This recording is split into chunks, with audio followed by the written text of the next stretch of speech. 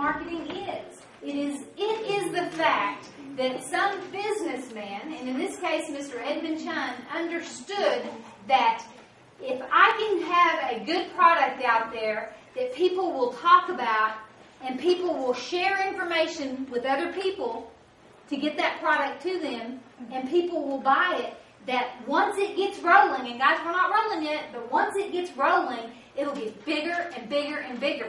My gosh, if you go ahead, let me just tell you that when you get down, we didn't go that far, but when you get down to where there are 177,147, is that on there? Yes, on there. Okay, when you get down to that, now guys, people are going to go, I can never have that many people in my organization.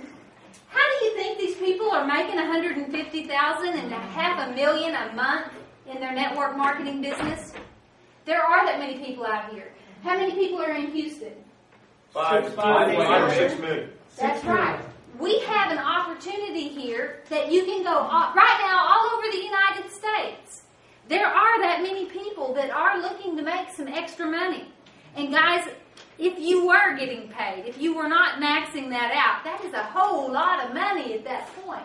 The thing is, the further it goes, once you get this rolling for you, and you know it's like a snowball.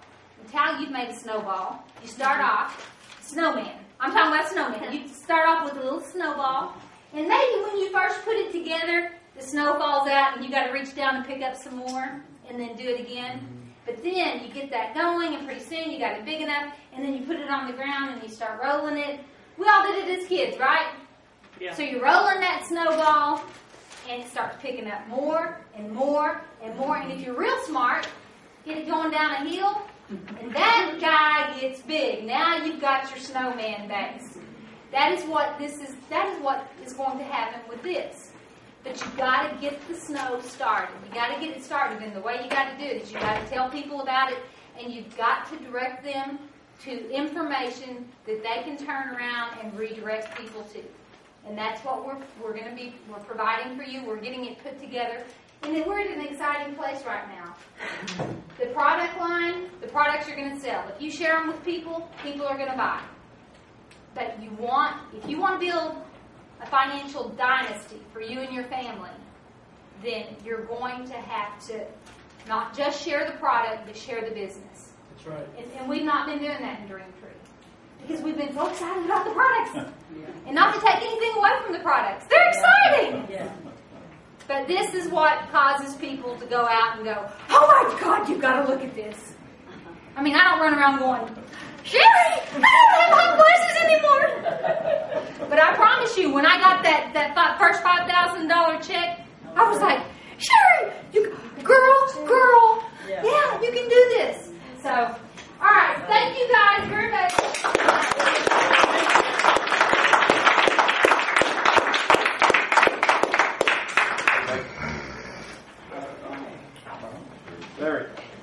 Larry, I'll be in there.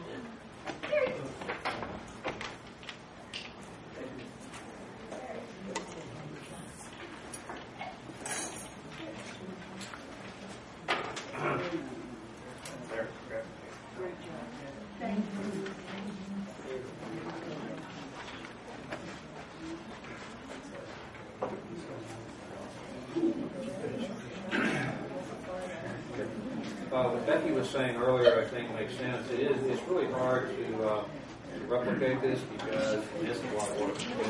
And just to physically carry this stuff around, it takes 2 plastic containers, whatever. But I will say this: the fact that Dreamtree is now in Houston, this is our headquarters. In fact, we have our warehouse here. My son's clinic, we're going to be doing meetings hopefully each week. I mean, it's not a big deal to bring your guests to my son's clinic, and we're going to try to set something up in Southwest Houston as well.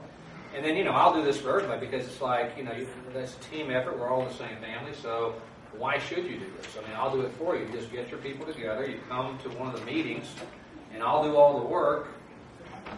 It's kind of a scary spot. I'll do all the work, and it's all part of the Dreamtree family, and you can benefit from it. You don't have to do any of this stuff.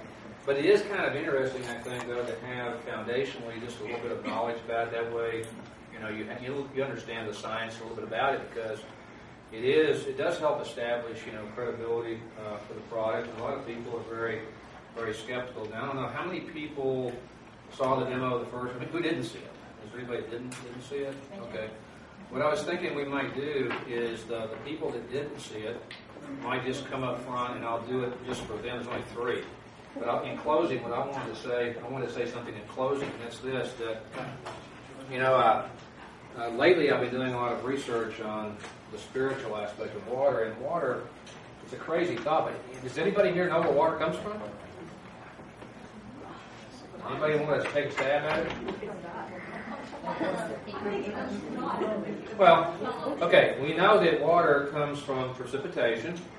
Now, how many of you know there's almost 1 million comets a year that are 50 feet in diameter, hit the atmosphere, and when it hits the atmosphere, they explode. Each one of those comets is carrying water. Anybody know that? That's one of the ways that water makes it to our atmosphere. We don't know beyond that, but we do know that much at least. So we know that water starts out as precipitation. Now, in the Bible, in the Old Testament, as God's creating the world, there's a lot of symbolism about how water starts at the highest point, the top of the tallest mountain there would be, and it falls in succession.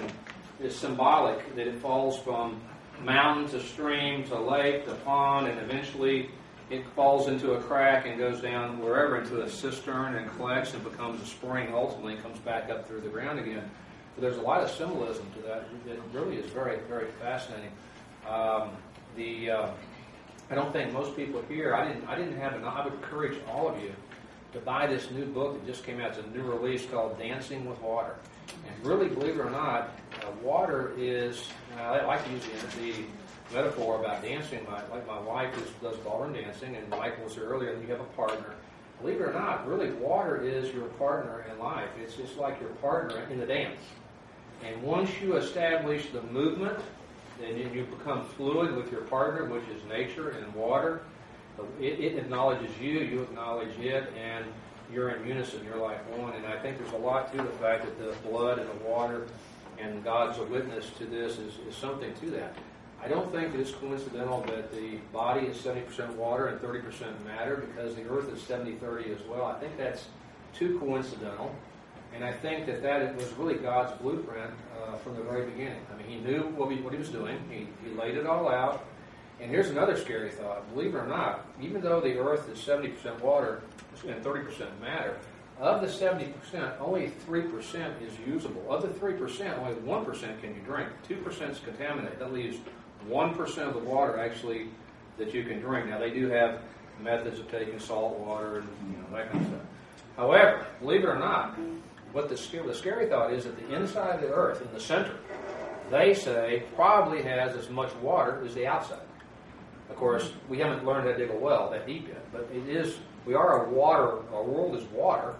We're water babies. We're water people. So it's kind of interesting, I think. So if you would get the book, Dancing with Water, it really is. This is a new release, and this has all the latest technology.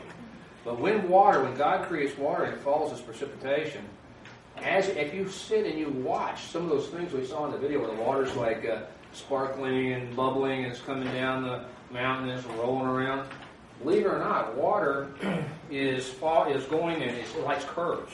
It doesn't like right angles. And when you take water and you take it through a municipal water supply, you force it through pipes at 90-degree angles, actually, I don't think water likes that. Water, if it does have memory, water does not appreciate you putting it into a pipe and forcing it through to people's homes. And then you have to understand, I don't think most of you know this, but water's in a loop. So when you flush the toilet, you think that, I ask the people, where do you think the water goes? You know what they say? They say, well, I guess it just goes somewhere. They don't know. Well, believe it or not, water goes in a loop. It's going through a recycling process, the poop and the pee and all that, all the pharmaceuticals you flush down the toilet came out of your urine. It's all going into a cycle coming right back in the water supply again. And that's why now when they test the water, they're finding pharmaceuticals in there. They're finding rocket fuel, chromium-6. Anybody see Channel 2, Dr. Oz, this last week? It says that water's causing all the cancer we have. They have a whole thing on it just on Channel 2. I encourage you to watch it. You can replay that. And then, of course, Channel 11 did its thing on radiation. You can read about that. So anyway, getting back to water. When water falls, and goes through this natural process. Believe it or not, when you watch water go out your drain and take a bath, what does it do? It starts looping around, and believe it or not, what way does it turn? Anybody know what direction it turns? You ever look to see what direction it turns? Right. It turns to the right. Now, your DNA structure also turns to the right. And the way God created water is water goes into a vortex. And the plural of vortex is? Vortices. Just learned that myself. And so when water's coming down these mountains and around these rocks, and you see it twirl around and form this vortices, it's turning to the right, the same direction as DNA structure, which is amazing, I think. And also, what's causing that is, we're talking about magnetic fields in the earth, gravity, magnetic fields, the vortices is going on. The new technology that Green Tree has, the tornado technology, many of you maybe haven't even seen it yet. And it's we have this very soon. This item is supposed to be available, according to Edmund. Anybody know where it is? Yes. Oh, okay. This is it right here. Now, this comes in a big boy version and a small version. This is a small version right here. Now, believe it or not, this does come apart. I've actually unscrewed it. What this does is when the water goes through the machine and goes through the minerals, the friction of the water going through the minerals is the same as the friction of the water coming down the mountain and going through the minerals and silica and sand and clay. It recreates the vortices, the vortex in here. And there's a magnetic field in here. You can take something, it'll stick right to this like a magnet. So what you've got a magnetic field. You've got a vortice in here. This vortex is turning. Guess which way it's turning? To the right. And the water then it affects the minerals in this water. It actually breaks it down. It's like a water softener with no salt. So what it does, it breaks the water down, takes the calcium and the magnesium, and loosens it to where it doesn't gather and grab and scale and stick to things. So this new technology right here, I don't know what day we're going to release this. Does anybody know in the next month or two? But whatever. This hooks into you can hook this in with your PCCS system as an alternative item. Just kind of hook it in. But anyway, so the tornado, the new technology that Edmund's working with is what Korea is working with. And Korea has really made the most inroads. Right now, they do not use, in Korea or Japan right now, is getting away from electric ionizers, which are the ones you see advertised for $1,500 to $4,000, because God did not create water to be electrified. Do you think that God wanted His gift to man, which is water, to be electrocuted, so that you could split it? Man takes and splits the water in two pathways. One is alkaline and one's acidic, to create the alkaline water. I don't think so. I think that's the way Russia did it, and I think that's the way Japan did it when they bombed Pearl Harbor, and we retaliated with the atomic bomb, because they had to have some way to pull this radiation out. So they did it because they had to. But I think Edmund's on the right track. God created water a certain way, and what Edmund has done is he's replicated the natural process of how water is created. So once we've got the water coming down, we've got the vortex, we've got the magnetic fields, the alkalinity changes. Do you know that water, when it used to fall as precipitation, used to be alkaline? When you can measure it when rain dropped, it is no more. Now it's acid because of all the contamination in the atmosphere. By the time it falls through the acid rain and all the stuff from all the refineries, the water changes its pH. Now, the ocean, ironically enough, has a pH of it's 8.0, isn't it? 8.0. So, and our bodies is mostly saline solution. It's a salty. Our body is fluid. It is water, but it's also a little bit salty. Imagine that. So I just wanted to take a few minutes, rather than go over the same thing I talked about the first time, which I don't like to replicate myself twice. I wanted to talk about just a few things. I call it a jewel in the Nile, or tidbits, or whatever you want to call it. Because as you get the new book and you read about it, then it draws a parallel between what God says and what Edmund's doing. And Edmund's whole philosophy about business is that the CEO of his company is Jesus, and if somebody doesn't like that, well, that's just the way it is. In other words, he answers to a higher authority. All of his equipment says right on there, all the glory to Jesus is actually engraved on there or etched on there. Not so much in your face, but if you know to understand what those letters, they don't spell it out. It just says little initials, a little cross. That's what it stands for.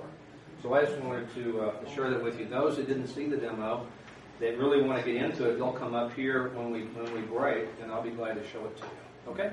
Thank you.